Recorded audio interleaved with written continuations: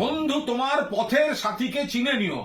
পথে কে পাশে থাকে আর কারা চাকরি খাবো, অন্তর্বর্তীকালীন ভাতা পেতে দেব না, বিপদে পাশে থাকবো না, লোককে কষ্ট দিয়ে চোখে জল ফেলে তাই নিয়ে বিরোধী রাজনীতি করব, এদেরকে চিনে রাখতে হবে। মানবিক মুখ্যমন্ত্রী, গ্রুপ সি গ্রুপ ডি, যারা সদ্য সুপ্রিম কোর্টের রায়ে চাকরি হারা, তাদের সংসার যাতে চলে সেই কারণে মানবিক দিক থেকে একটা অন্তর্বর্তীকালীন রিলিফ দিচ্ছিলেন।